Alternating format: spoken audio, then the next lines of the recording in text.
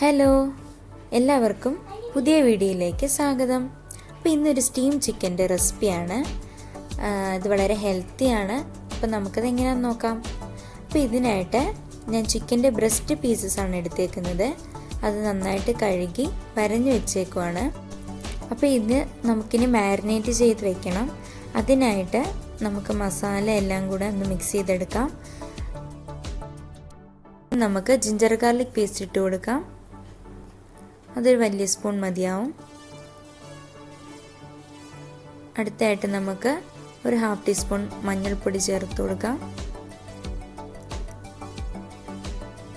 പിന്നെ വേണ്ടത് ഗരം മസാല, അതൊരു 1/2 ടീസ്പൂൺ.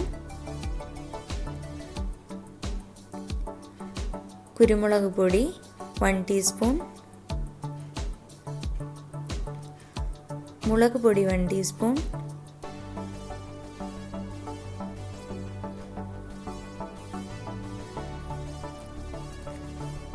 പെരിഞ്ജീരകത്തിൻ്റെ പൊടി. ഇനി നമുക്ക് അല്പം തൈരും കൂടെ ചേർക്കാം. ഒരു വലിയ സ്പൂൺ തൈര്.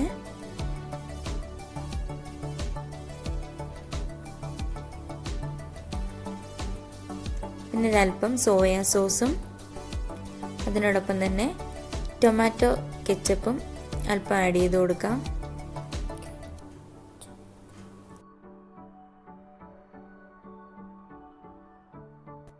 ഇനി നമുക്ക് ആവശ്യത്തിന് ഉപ്പും കൂടെ ഇട്ട് ഇത് നന്നായിട്ട് മിക്സ് ചെയ്തെടുക്കാം.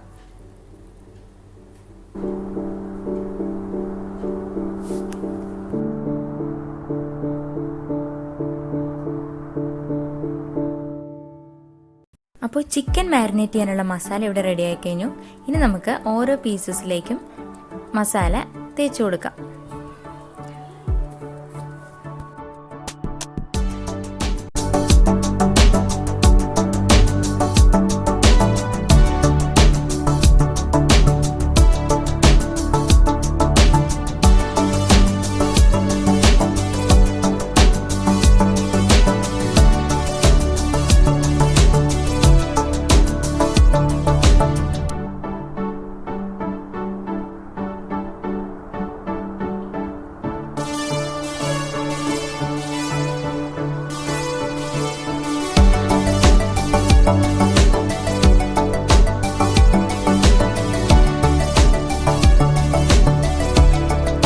അപ്പോൾ എല്ലാ പീസസിലും മസാലയൊക്കെ നന്നായിട്ട് തേച്ച് പിടിപ്പിച്ചു. ഇനി ഇത് നമുക്കൊരു അറ്റ്ലീസ്റ്റ് ഒരു 2 മണിക്കൂറെങ്കിലും നമുക്കിത് റെസ്റ്റ് ചെയ്യാൻ വെക്കണം. ഫ്രിഡ്ജിൽ വെക്കുന്നതായിരിക്കും നല്ലത്. കൂടുതൽ സമയം വെച്ചാൽ അത്രയും കൂടെ മസാല അതിലേക്ക് പിടിക്കും. അപ്പോൾ ഒരു 2 മണിക്കൂർ കഴിഞ്ഞിട്ടുണ്ട്. ഇനി നമുക്കിത് വേവിക്കാനായിട്ടുള്ള പാത്രം വെച്ച് കൊടുക്കാം. ഞാൻ സ്റ്റീമർ അടുപ്പത്ത് വെള്ളം നിറച്ച് വെച്ചിട്ടുണ്ട്. ഇനി അതിലേക്ക് നമുക്കൊരു അലുമിനിയം ഫോയിൽ വെച്ച് കൊടുക്കാം. അതിൽ ചെറുതായിട്ടൊരു ഹോൾ ഇട്ടിട്ട് വേണം വെച്ച് കൊടുക്കാൻ. മസാലയൊക്കെ താഴേക്ക് പോവാതിരിക്കാനായിട്ടാണ് അലുമിനിയം ഫോയിൽ വെക്കുന്നത്. നമുക്ക് പീസസ് ഓരോന്നായിട്ട് അതിൽ വെച്ച് കൊടുക്കാം.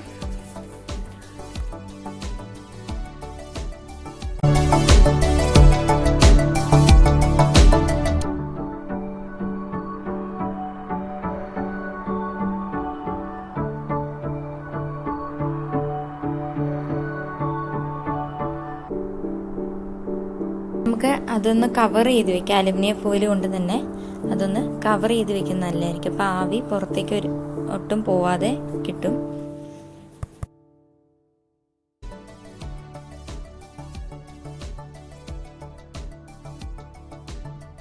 അപ്പോൾ ഇനി ഇത് 40-45 മിനിറ്റ് നമുക്കൊന്ന് അടച്ചു വെച്ച് വേവിക്കണം. മീഡിയം ഫ്ലെയിമിലിട്ട് വേവിക്കണം.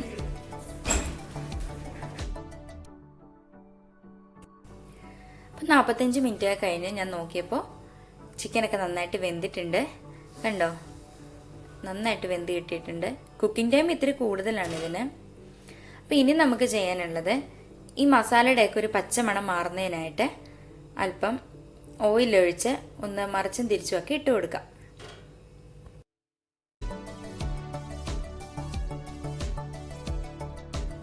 ഒരുപാട് ഫ്രൈ ഒന്നും ആക്കണ്ട, ജസ്റ്റ് ഒന്ന് അതിൻ്റെ മസാലയുടെ പച്ചമണം മാറുന്നതിന് വേണ്ടി മാത്രം.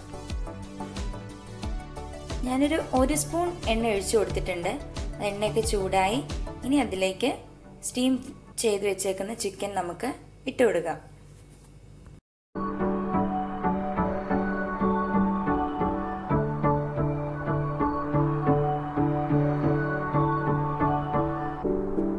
ഒരുപാട് എണ്ണയിലൊക്കെ ഇട്ട് ഡീപ് ഫ്രൈ ചെയ്ത് കഴിക്കുന്നതിന് പകരം ഈ ഒരു രീതിയിലൊക്കെ ചെയ്ത് കഴിച്ചാൽ അത് നമ്മുടെ ശരീരത്തിനും നല്ല ഗുണം കിട്ടും.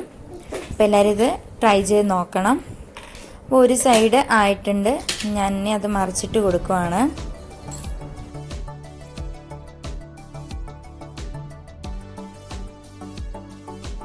ഇത്രയേ ഉള്ളൂ, നമ്മുടെ സ്റ്റീം ചിക്കൻ ഇവിടെ റെഡിയായി. ഇനി നമുക്ക് ഗാർണിഷ് ചെയ്യുന്നതിനായിട്ട് കുറച്ച് സവാള അരിഞ്ഞതും അതിൻ്റെ മുകളിലൊക്കെ ഇട്ട് കൊടുക്കാം.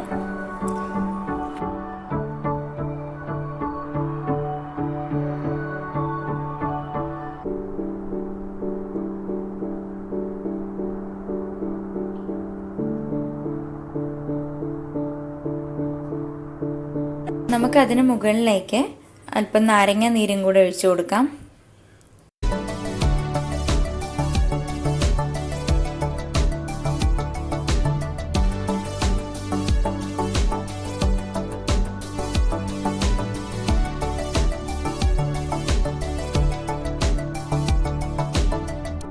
അപ്പോൾ ഇന്നത്തെ വീഡിയോ എല്ലാവർക്കും ഇഷ്ടപ്പെട്ടെങ്കിൽ ലൈക്ക് ചെയ്യുക, നിങ്ങളുടെ അഭിപ്രായങ്ങൾ കമൻറ്റ് ബോക്സിൽ ഇടുക.